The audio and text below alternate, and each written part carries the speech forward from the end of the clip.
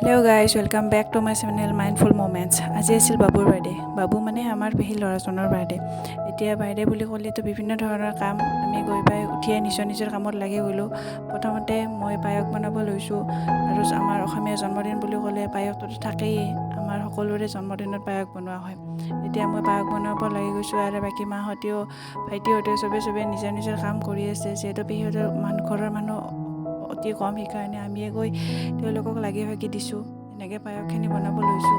পায়স মই খায়ো ভাল পাওঁ আৰু ইফালে বনায়ো ভাল পাওঁ, যিহেতু ময়ে বনালোঁ। ইফালে মাহঁতে প্ৰসাদৰ কাম কৰি আছে। প্ৰসাদত দিয়া ফলবোৰ কাটি আছে। যিহেতু মানুহ বেছি, সেইকাৰণে ফলো বেছিকৈ অনা হৈছে। ইফালে নাৰিকল কাটিছে, বাকীখিনি যিখিনি কাম কৰি আছে। আৰু ইফালে যিহেতু পূজা আছে আৰু পূজাৰ পিছত মানুহখিনিক ভাত খোৱা হ'ব, তাৰে কাৰণে ভাতৰ আয়োজন কৰি আছে। ইফালে মা খুৰা সকলোৱে মিলি পাচলিবিলাক কাটি আছে। ইফালে ৰঙালাও কাটিছে আৰু ইফালে ময়ো অলপ কামত সহায় কৰি দি আছোঁ চাৰিওফালৰ পৰা। এইটো বেলেগ কোনো কাম কৰা মানুহে নাই, আমি লাগি দি আছোঁ চবখিনি কামত। ইফালে বহুত টাইমো গুচি গৈছে। ইফালে আৰু বেলেগ কামো কৰিব লগা আছিল, তাৰে কাৰণে। তাৰপিছত এইখিনি কাম হৈয়ে গ'ল প্ৰায়। তাৰপিছত আহি গ'লোঁ আমি চাহৰ কামত। চাহৰ প্লেটবোৰ এনেকৈ সাজি লৈছোঁ। যিহেতু আমাৰ অসমীয়া জন্মদিন বুলিও কয়, পায়স, মিঠাই, কটা নিমকি এনেকৈ আৰম্ভ কৰা হয়। ইফালে বাবুহঁতে আৰু আমাৰ পেহাহঁতে লাগি আছিল ভোগ বনোৱা কাৰ্যত।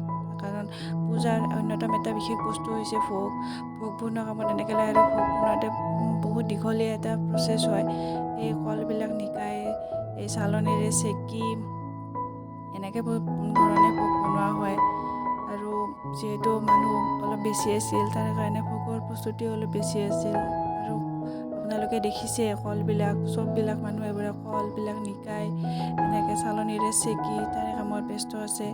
ইফালে আৰু পূজাৰ আৰু বিভিন্ন ধৰণৰ কামতো মাহঁতে ব্যস্ত আছে, বিভিন্ন ধৰণৰ যোগাৰ কৰাত ব্যস্ত আছে। ইফালে বাবুহঁতে আকৌ লাগি আছে।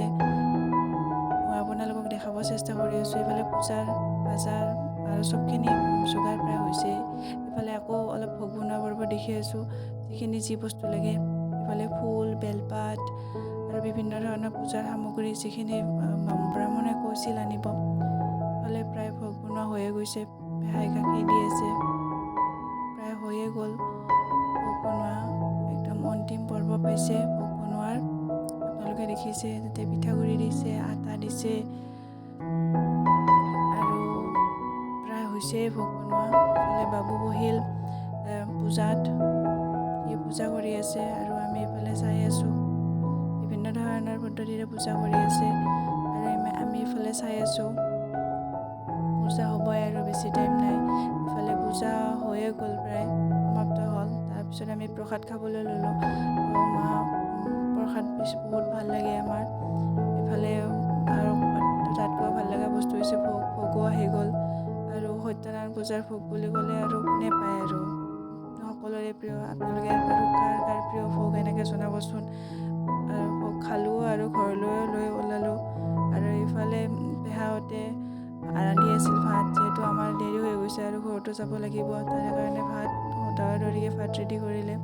ইফালে ভাত হ'লে আৰু আমি খাব লৈছোঁ। এতিয়া ভাত কেইটামান খাই দৌৰাদৌৰিকৈ ঘৰত যাবহে লাগে। আৰু আপোনালোকে বাৰু অসমীয়া জন্মদিন বুলি আপোনালোকে ঘৰত কি কৰে? আমাৰতো কেক কটা নহয়, এনেকৈ পূজা পাৰ্বণ কৰি জন্মদিনটো পালন কৰা হয়।